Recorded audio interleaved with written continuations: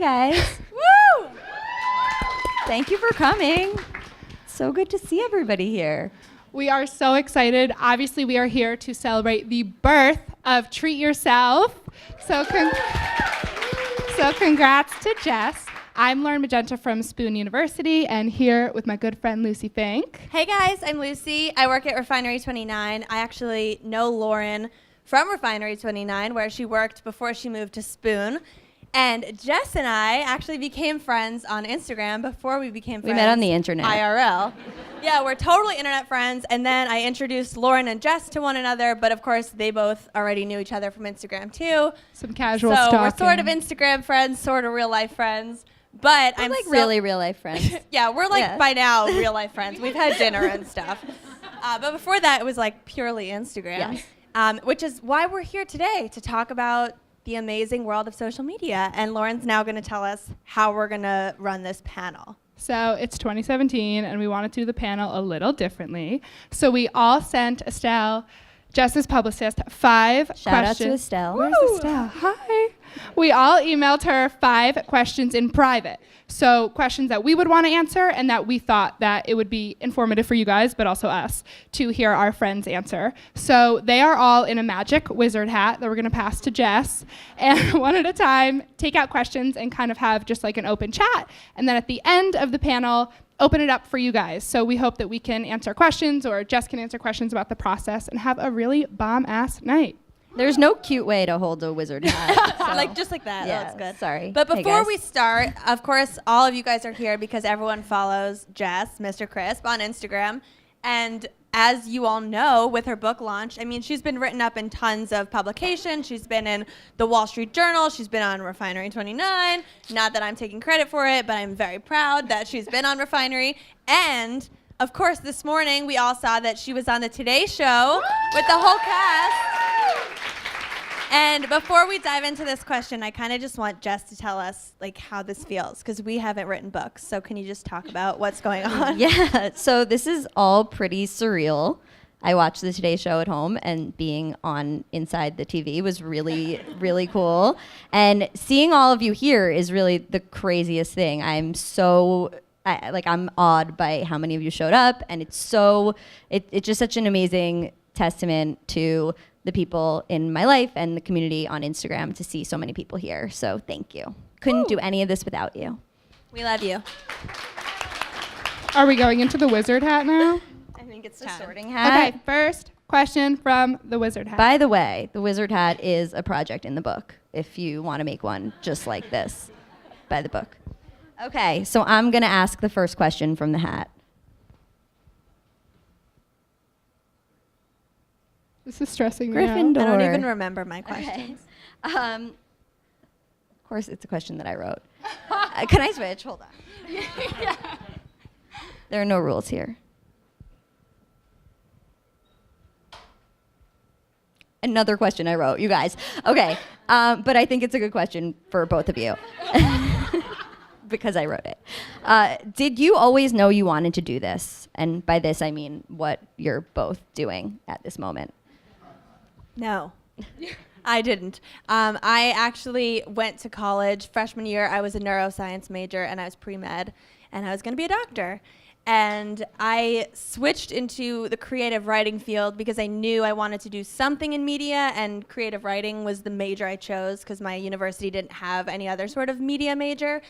And after college, it was sort of like a piece together the job that I wanted based on my skills and my interests.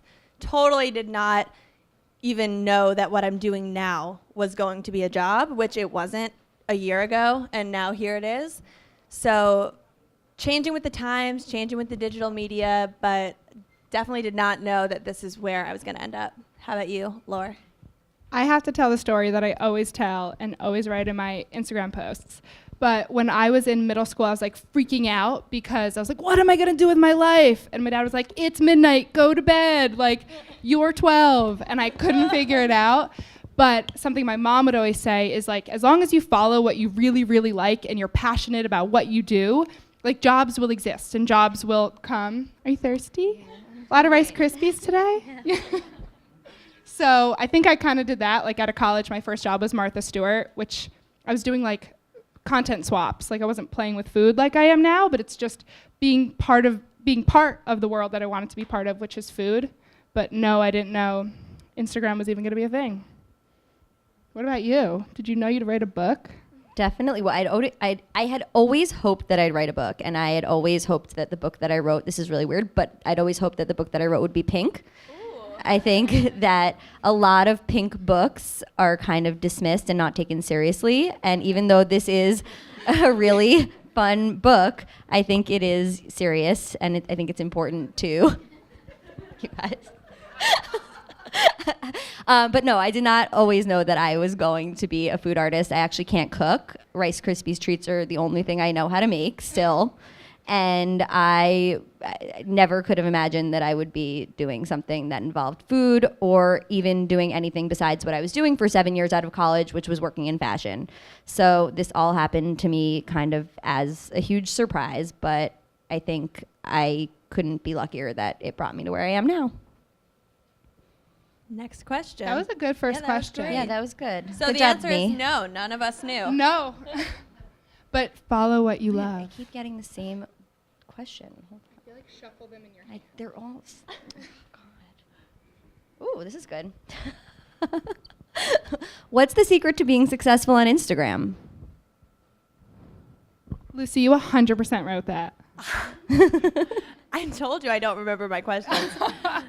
You're stealing questions from the people who ask you questions okay, every day. So what She is stole that from her email box. I actually don't think there's really a secret to being successful. I think there are ways to be successful really fast in an inauthentic way, such as buying followers or using apps to get followers and likes, which ultimately doesn't really get you anywhere. And as the three of us can tell you, we've all built our Instagrams from the ground up and have totally struggled. I just read your post today from when you hit 50K about how the number goes up, then the number goes down, then the number goes down again, then it goes up, then it goes down again. And for the people on the receiving end of it, especially once it gets past 10K and you guys can't see the exact number anymore, but we can. We know every time someone unfollows, we know every time someone follows, but of course it's like this constant, it's never high enough, and you're so stressed out about that number going up and down. And I don't really think there's a secret to being successful. I think the secret is, have something that people want to see and be yourself and be authentic and create content constantly. You have to be really active to get a lot of followers, and you have to be engaging, and you have to engage with the people that are in your community. Like intern. You're really good at that. Thank you. Yeah. I do try my very hardest to respond to as many comments as I can. I don't ever let a DM go by without responding unless it's inappropriate, in which case I report it immediately. But in general, like, engagement is key, and you don't really notice how much it's influencing the other people until they write back freaking out that you responded, which is like so easy for you to do. But I think something we all spoke about at dinner is that if you're trying to be successful on social media, you've already done it wrong.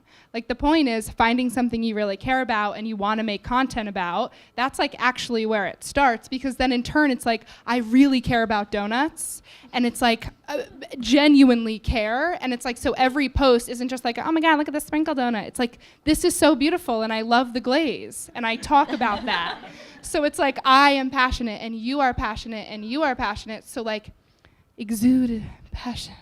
Right, and I think we all get this question a lot, but every time I get this question, I've over the years, I've had so many people ask me if I could tell them how to be successful on social media or how I built a following. And to be honest, listen, one thing is having friends help you, right? I had a lot of great friends who are in this room really helped me get started on social media, and I think that asking for help is something that you should definitely do. Ask for shout outs. Of course, you're not going to get followers from somebody who is not in your same genre. Like, I'm not going to get, like, people in this room who I've worked with, even Lucie, we have given each other lots of followers just because we have similar viewpoints. But I think that that's a big part. And then, but really what I always say is that you need to be authentic, which echoes what you were saying, because you are not going to be compelling on social media if you don't have a point of view, and you won't have a point of view unless that's something that's authentic to you.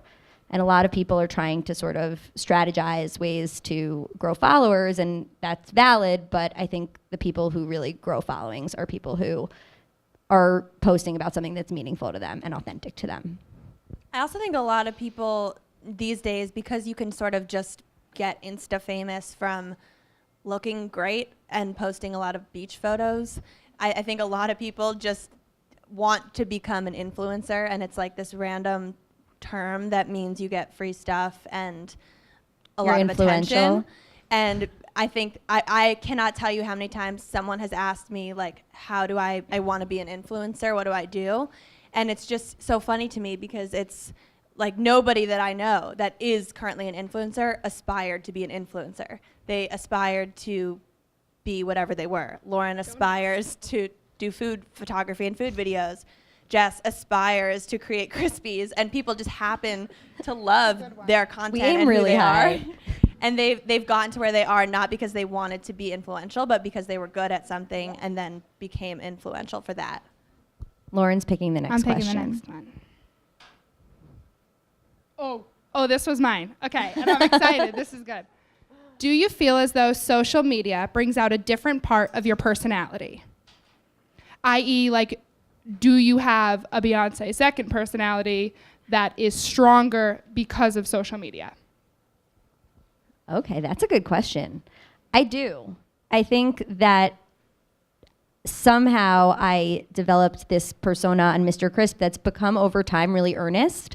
And I am not earnest in real life. Like I don't necessarily feel comfortable being earnest, but I think through having such a platform and seeing so many people, invest, it's just a like, but I have Instagram and, people post every day. And so I think invest the bandwidth of what they're going to see on the internet with me has made me really want to give them, and I'm going to use this word again, an authentic view of who I am. And I think authenticity and earnesty on the internet go together. That doesn't necessarily go together in the analog world, but I think that because there's already such a divide between me and the people out there who are not in this room right now, I try to be really earnest and direct, and that is new for me and definitely only happens on the internet.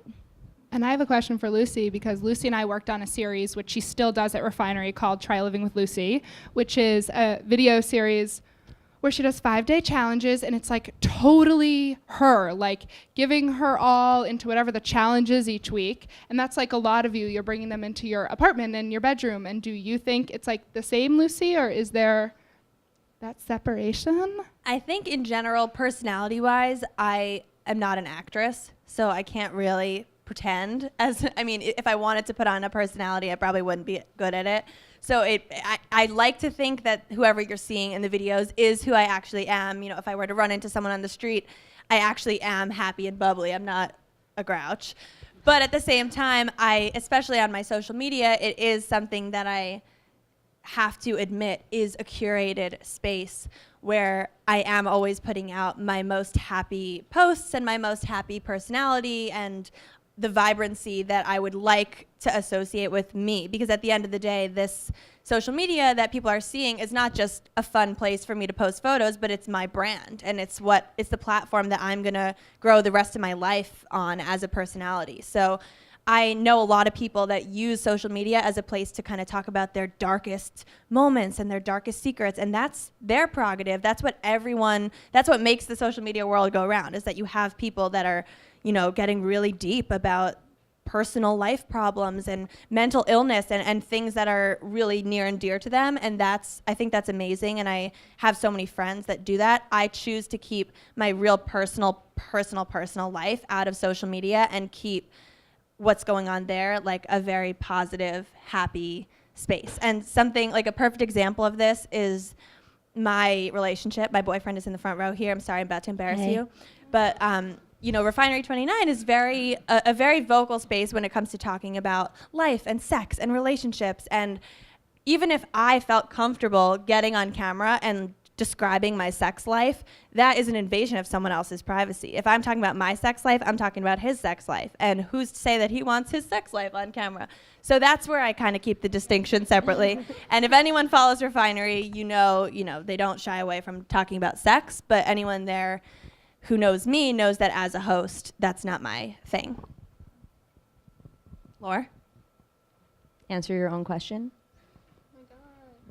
You You knew this was going to happen. Yeah, I know, but I didn't have my answer. I felt like I had Lucie's answer. Do I feel like it brings out a different personality? I think You tell stories on your Instagram. Okay. So, oh my God. So in college, I actually started with a blog where I wrote weekly about period tampon versus pad and pit stains and laser hair removal because I'm Italian and Jewish and like was very hairy and like very personal things. And I liked, are you Italian and Jewish? Oh. Yeah, I feel you. So I liked that space and I liked the comments and I liked engaging with people because other people can relate to those topics. And then like I got a real job and was like, I don't need this. Nobody really cares. And then I got Instagram and I feel like my feed is still, if you were just scrolling, it's like food videos and donuts and food videos and a beach picture and food. But if you actually tap in, I like to like talk about my day because yes, some of these pictures are really pretty, but like who is the girl behind it? And if you're following me and invested in this food and these recipes, well, I'm gonna tell you about the Sunday when I went to make the matcha pancake and was like, it was a long day and let's talk about it and it's so fun. You remember when it exploded into your fishbowl? Yeah, no, that was champagne. Oh. I was making watermelon. Did the fish survive? Totally. She's 6 years old. She lives in Queens. She went from Jersey to Harlem to Queens. She's doing good. Her name's Ruby. And I was recipe testing for Refinery, and I was trying to make a watermelon keg. By the way, there's no video because I couldn't figure it out. But I put the champagne in the watermelon, and then it exploded, and part of it landed in my fishbowl. I talked about that on social media. It's a real mishap. Do you want to pick the next question? Sure. Let's mix it up a little. All right. Next question is, okay, we already answered that. It was, I want to be an influencer, what should I do? Okay. What advice would you have given yourself 5 years ago? That's good. That's Who also wants mine. to go first? So one of you. Jess? So 5 years ago is when I made my first Crispy. That's crazy. Like 4.5 years ago. So 5 years ago, I think that for a long time, I thought that success had to look a certain way. I thought that success was having a job and advancing in that job and going into work every day and developing relationships with not only people you work with, but with your clients. And I thought that had to happen in an office and in a really structured environment where you could, really invest in a career path. And I was really, at that time, I was really struggling at my job because I didn't feel like I wanted to advance. I was sort of coasting along and I knew that I didn't really want to do the next thing. And I was really hesitant I had no other skills. I had been working in fashion for 7 years. I didn't want to leave that career path because I didn't know how to do anything else. And I started making these Rice Krispies treats and I posted them on Instagram. I got a lot of attention on Instagram. I gave them to friends. They really liked them. And then over the next year, I continued to experiment. And by the time we got out to, almost 5 years ago, I decided to start this Instagram and Mr. Crisp. And I really never could have conceived that it would bring me here to this carpeted platform.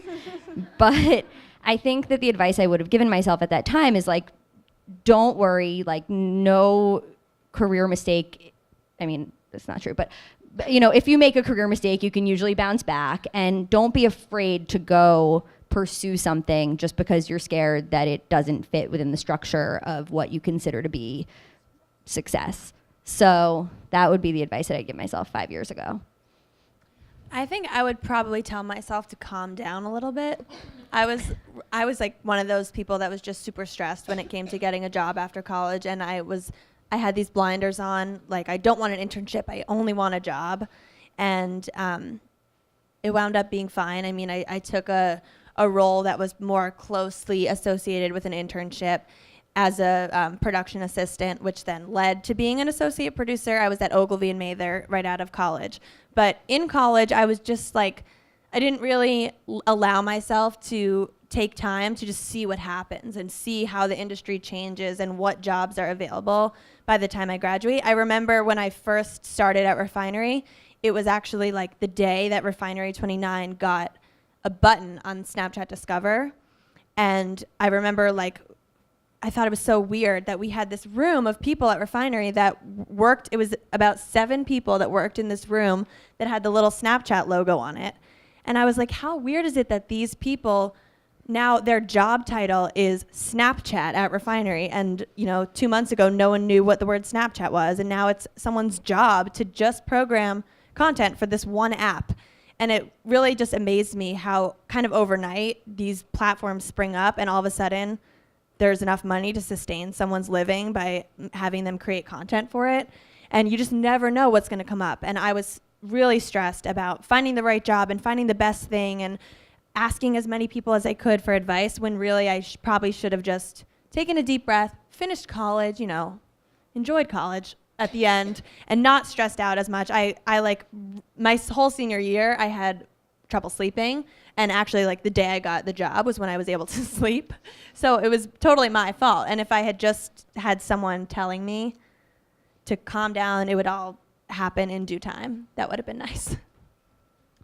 I think my answer is something Steve Jobs said at a college speech once, which was, looking ahead, nothing actually makes sense, but looking back, like every single dot connects and like there's a purpose for every person you meet. And if you have an open mind, like be open and have conversations with people because eventually it will lead to something. Like, I don't know how many times I've gotten freelance gigs from meeting someone 5 years ago and then all of a sudden they're like, oh my God, I saw you develop recipes. Like, I work for this liquor brand. So like if you have an open, oh my God, I just saw Mr. Crisp hat. That's so cool. How do I get one of those? I could hook it up. I'm with the right crowd. So like, even if you think back, like I say this to people who ask for advice all the time, like, how did you get to where you are? They're like, you started at Martha. I was like, I was doing content swaps with Yahoo Food, which also like isn't really a thing this week and it was last week. Like, you just have to put yourself in the right position, like meet the right people and have a positive attitude. And like looking back, you'd be surprised how much makes sense 5 years later. I had a lot of eczema 5 years ago. Like, you weren't sleeping. I was like so stressed. 5 years used each I know, other. hairy back then. and eczema. Can you imagine? We're doing great now. So embarrassing. Trying to pick a really good one. We should have been friends long ago. Okay. What is the most surprising thing to you about what you do? I wrote that question. Does it make sense? That's a good question, but Okay, I have to good. think for a minute. Most surprising thing? I have an answer. Answer. And actually, for I think both of you, that I had an older sister who got her doctorate in physical therapy, and at 14, she announced at the dinner table, I want my doctorate in physical therapy. And she like knew what she wanted, and I couldn't relate to that. And she is so confused by what I do because it's not this like concrete, go to see a doctor. Oh, you have like a knee problem, a foot problem, Michael, let's fix it. Like, my job's in my brain, and I am always so surprised that like every time someone's like, can you develop a recipe or let's collaborate, that nothing's written or telling me what to produce. It's like all in my head, and sometimes it scares me, like, will I come up with something? But as my father, who is also a creative, says, like, as a creative, you always have to believe that like the thing you're working on is the coolest and the best, and it might not be. But like, you have to believe as a creative to like put all your passion and energy in it to develop something badass. So yeah, I think I'm always surprised that like something new can keep coming from this brain. I think I'm always surprised, and I'm sure you guys feel this way too, about, I know it feels like it's been a really long time now that there have been influencers and social media and whatnot, but I'm still constantly surprised at how new this field is, to the point where nobody really knows what we're doing. Like, don't listen to any influencers that say they know what's going on. Like, everyone's making everything up as it comes. every time a brand comes to me and I discuss it with my manager about what we want to do about it, we're making up numbers from nowhere.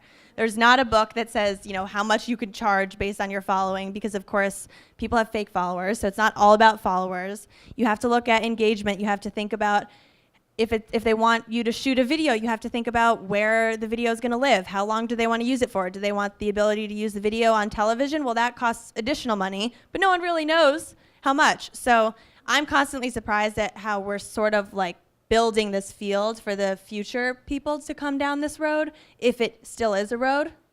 Who knows? It might be a new road in 5 years. It probably will be. And it's never going to be exactly what it is today. It's constantly changing and shape-shifting, but I'm always surprised when I am talking to brands how we're just making stuff up. This whole field is fake it till you make it.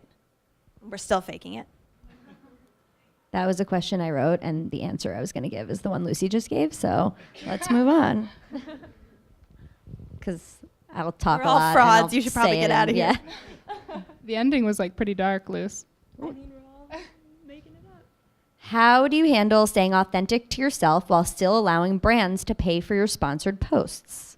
Who wrote that? Okay. So one of you take it away. For me, it's about staying authentic to myself is, in some ways easier and in some ways harder for me because I only do one thing. So pretty much anything made out of Rice Krispies is going to be somewhat authentic to my brand, but I definitely try only to take on partnerships where I feel like there's a natural resonance, and I have really learned to speak up and say no where I don't feel comfortable and really push back, which is something that, in my former job when I was working with a team, it was really easy for us to split up, and someone would say no and then someone else would say, yeah, really sorry, like it's not me, it's the other person who wants to say no. There's nothing I can do. But now it's just me, and I'm always saying that I'm a one-person business, other than Jody, who's leaving today, my intern, who's the best. But yeah, seriously, shout out to Jody, everybody. But I'm pretty open about the fact that I'm a one-person business, which is really cool because I get all the credit, but then when I have to say no to somebody, they're like, oh, well then that's you. So I think learning to say no and pushing back when you don't feel comfortable with something, for me, has really paid off. And I think that I've learned this the hard way, but I think that staying authentic is really about, having the guts to kind of sometimes be a little bit of a bitch, but happens. You guys? Well, most of my content partnerships are food related, and it starts with a food item. So it's less for me like, will you wear our clothes? It's like, we have this beer. Can you develop recipes for it? And then the recipes are me. Like, I collaborated with a fryer once, a Krups fryer, and I did pizza croissant donuts. So like, to me, what the heck would I do with a fryer? But like, as I meant ad nauseum, I like donuts. So like, I found a way to work with the brand that I still thought my audience would appreciate. So yeah, that was a weak answer. No, it was good. No, it was good. And I think my example of this involves Lauren, actually, when it comes to the Try Living with Lucie series on Refinery. When a brand wants to buy into that, it's always scary because it's like, I don't want the audience to all of a sudden start writing, this is an ad, you sold out. Every episode to date had been totally editorial until Carnival Cruise Line came to us and wanted to buy an episode. And so Lauren and I actually went on this Carnival cruise together to shoot this episode. It's really fun. 5 days on a cruise. But the way we kind of kept it more authentic to the series rather than making it look like an ad for Carnival was really talking to the brand and telling them, listen, this is what the series is all about. This is the bread and butter of it. We can't call this 5 days on a Carnival cruise. That is a commercial. This needs to be about something beyond the cruise. Sure, the cruise can be the literal vehicle that's taking us on this journey, but this can't be an ad. So we convinced them to let us call it 5 days of new experiences. Trying something new every day. Yeah, and that was what it was all about. And so we went on this cruise, and of course we had to, every time we shot our vlogs, the client was sitting right next to us. Every time we called it a boat, they said it's not a boat, it's a cruise.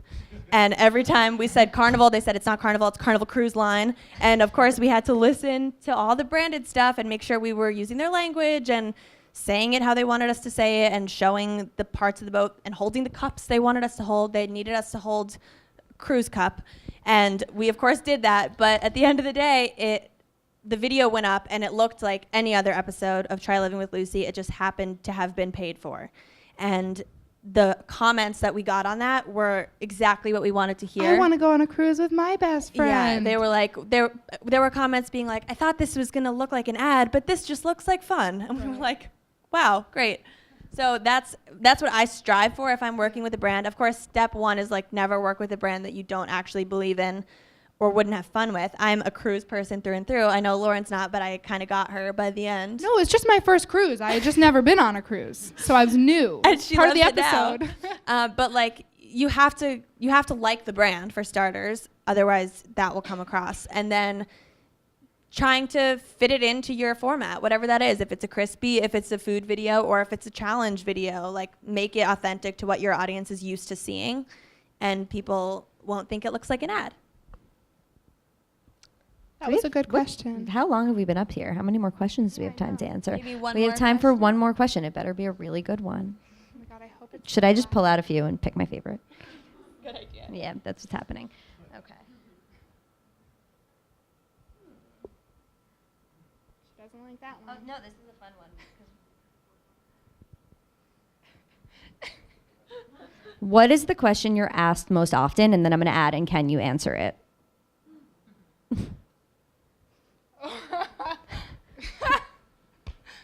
Well, the real one is, can you follow me? I get that DM like every day. People just want me to follow them. The answer is no. No, I'm just kidding. The answer, that's not a real question. Why doesn't someone else go first? I have to think. That's actually a question I get a lot. Yeah, I feel you like guys get that every day. Right. I want to be like, my question is, do you ship? And the answer is no.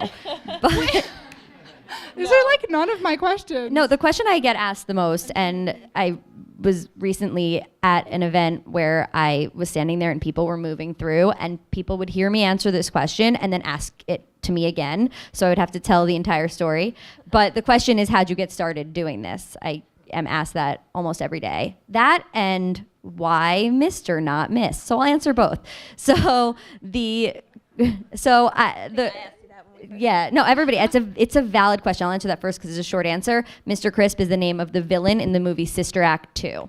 That is where the Mr. comes from. I did not think this was going to be a thing, and so here we are, and it's Mr. Crisp, and it's cool. But so I got started doing this, and I spoke to some of this before, but I worked in fashion for 7 years, and I was ready for a change. Around the time that I started writing. I started taking writing classes at night, and I also just started doing other weird art projects at home. And I mentioned I don't know how to cook. And the only thing I know how to make is Rice Krispies treats. This girl in the front row taught me how to make them. And I would make them every time my friends came over, and I would make them into a shape like a heart or a star or something like that. So I was invited to a potluck birthday dinner with another friend who's back there. And she suggested, yeah, make some noise. And she suggested that we make a Rice Krispies treat surfboard because the girl whose birthday it was loved to surf.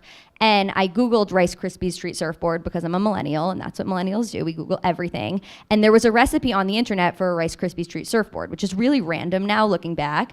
And there was food coloring in it. So I made the surfboard. We added food coloring to the mixture. And as I was making it, I had this really immediate and overwhelming impulse to make a Rice Krispies treat cheeseburger. I don't know where it came from. It just came to me. I love cheeseburgers. They're beautiful and also delicious. But I made this Rice Krispies cheeseburger the next night. I remember Homeland was on, and I really wanted to watch it, but I was like, no, I need to make this cheeseburger. And I made it. I posted it on social media. I remember I put it on Instagram. I used the filter lo-fi, and I broke 100 likes on Instagram for the first time, which was a really big deal. This was 2012. And then I brought it into work, and everyone at work loved it. And I really enjoyed the process of making the crispy, but I also really liked the attention and the validation and the experience of being able to make something and share it with people and have them also think it was really cool. So I kept doing it. And so I would do it for friends' birthdays, and I would just sometimes do it just for Instagram. And I was only experimenting with other foods for about a year. And then I realized that every time I was posting one of these crispy creations, I would break 100 likes, but every time I posted a selfie or like a picture of my dog, I'd get like 63. So I decided to start the Mr. Crisp Instagram. And like I said, I did not think it was going to be a thing, but immediately, like literally the first day that the Instagram went live, I got my first order, and I have been getting orders every single day ever since. So I had been wanting to leave my job. I'd been wanting to leave my job to go get my MFA in creative writing, and it was just the perfect time for me to go pursue that. And I remember like leaving my job and thinking, okay, well, if by the time I finish school, this isn't a business, I'll go back to my old job. And by the time I finished school, I had a book deal, and I had already shot the book, and I had a full-blown business. So that's how I got started. Couldn't have done it without you. The question I always get is, do you eat everything you make? And the honest answer is no. Like, that's insane. I can't eat every single thing when I make an entire cake. Like, that's a ridiculous question. But I try, because I recipe test, and you have to try everything. Lucie and I actually did a video at Refinery where we went behind the scenes of Instagram, and they made us scroll through saying if we ate it or not. But I think the hard thing for me to remember is that I actually shoot photography for food brands and restaurants and donut shops for work. And I'm shooting 100 donuts in 3 hours. I try as many as I can. I guess my real question is more in line with what you get. People always just ask, how did you know this was what you wanted to do and get started in it? And truthfully, for me, it was stop motion video was how I really got my first start. That was what I started doing at my first job before I went to Refinery. And stop motion was, a lot of people ask how to, either they want to make stop motions because they saw someone else make it, or they want to know what their art form should be, what they can start doing. And I think the biggest thing I try to tell people is I didn't know that I wanted to, I didn't copy stop motion because I saw someone else do it. It wasn't something that I intentionally set my sights on. It was a complete accident. I was playing with a camera, taking a whole bunch of stills in a row, and then when I looked back at them, I realized that it looked like a movie. And I said, I'm gonna sit here, and I sat there for 6 hours, and I made a 30-second video. And the next day, I ran home with my iPhone, and I flipped my iPhone, I duct taped it to the chair, flipped it over, and put my desk lamps down, and shot another one, and that one took me 4 hours. And then the next day I did it again, and it took me 3 hours. And eventually I was shooting them in 10 minutes, and I was editing them in 5. And it wasn't something that I had set my sights on, but it was honestly the first thing I had ever done in my life that I understood what people mean. When artists are like, the painting just spilled out onto the canvas, or a writer says that just can't, a writer will say that it poured out, their writing poured out. I was a writing major, but my writing never poured out. I would sit down to write an essay or a fiction story, and it would take so much energy and exert so much force, and it just wasn't that fun to me. When it came to stop motion, which is literally the most backbreaking, intensive, laborious procedure to shoot a stop motion video, I blacked out the whole thing because I was having the best time, and all I needed to do was get from the beginning to the end and edit it and post it, and I had the exact same feeling as you. I posted it on social media, and the fact, first of all, to me, it was just pure magic. It was the first thing I ever created that I was like, I need to share this with everyone that has eyeballs because this is amazing. And the fact that other people were reacting in a similar way gives you that validation to keep going. And of course, even if no one liked it, I liked it so much that I would have kept doing it, which I'm sure you would say with Krispies as well. And it was the first time that I knew what an artist meant when they said it just poured out and I had to go do it. And so I would just encourage people to not look for a specific thing or not try to copy another artist, but just figure out what you really love and do what you really love, because that's what will get you the furthest. I think that's a great note to end on. Thank you, guys. A couple other things. Will you hand me my phone? All right, two things. Number one is that after I finish signing books, I'm hosting drinks at Bar 13, which is right here. So please join us. I think we'll be on the roof, but we'll see what happens when we get there. And then I just want to take a picture of what's going on, which is like a very Yadon move. But I'm going to do it. Well, it would be a selfie. Before we open up questions to the audience, Lauren and I just wanted to give Jess these flowers and this card for her book launch. We love you so much. Love you. Thank you so much. I love this. I've never gotten so many flowers in my life. Do we have time for I questions? love this. Do we have time for questions? For a couple or? Okay, let's do 2 or 3 questions. Does anybody have questions? I know you do. Come on. Yes, Allison. The girl in the Mr. Crisp hat. What's the craziest thing anyone's ever asked you to sculpt out of Rice Krispies? That like also could have qualified as the question that I'm asked the most. They're really like there's no real answer because I can make anything out of Rice Krispies, so it's crazy. But honestly, like we're all friends here. I'll tell you guys the real answer. And what happens, by the way, when people come to me with weird requests, I always will like forward them to my sister and forget to respond to the person. So like they never end up getting an answer. But someone asked me to make a Crispy of a baby being born. So that was the weirdest request I've ever gotten. But honestly, like there's no weird request. Yeah, I know. Sorry, guys. Did you do it? No, I told you I forgot to. I never responded to the person. So if this person's in this room, I'm so sorry. And how's your baby? Anyone else? Questions? Go ahead. Would have been smart. Yeah. Oh, sorry. Oh, we have a mic coming. When you're, so I have like a food Instagram and I'm like trying to get to a certain level, whatever. When your growth is sort of slowing, what advice would you give, just to someone who's trying? I know like not to try and make your goal be an influencer, but you just want to reach more people. And what's your advice for that? I feel like about a year ago, just to kick it off, like so many food people were exploding with followers. Like I think doubled in like 6 months. And at that point it was only like 5,000 to 10,000. And then there was like a plateau and then it's like something everybody talks about. But I feel like the best thing to keep doing is keep doing it. Sorry, I have to swallow.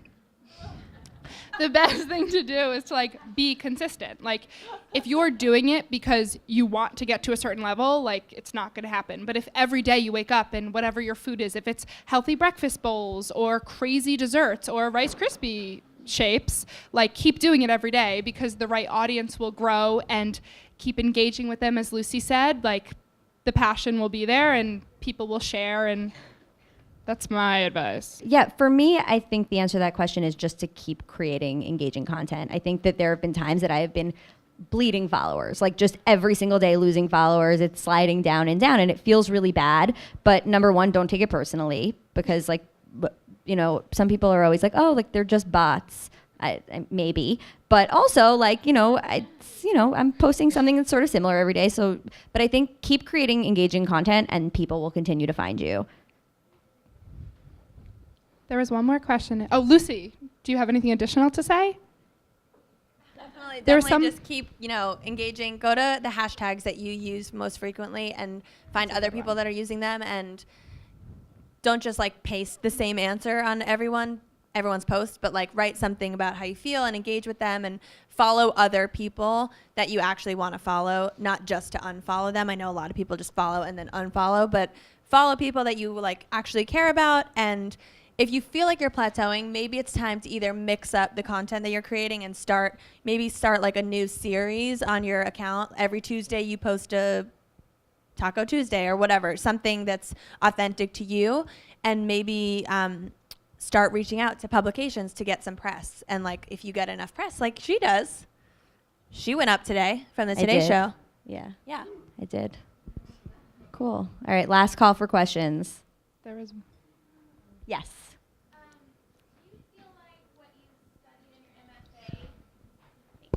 Do you feel like what you studied in your MFA like bleeds into Mr. Crisp at all or influences what you do there? I do. And so the question was whether like what I studied in my graduate writing program bleeds into Mr. Crisp. And the answer is yes, because I think that a huge part of what I picked up in my writing program was an understanding of work that doesn't necessarily fit what we've always considered to be literary genres. And I think breaking open my idea of what literature was helped me to open my mind about what work was, about what creativity was. And I think looking at a lot of cross-genre work, which is, you know, something that's like a nonfiction that's poetic or fiction that's in a weird form, it allowed me to play with form in other places in my life.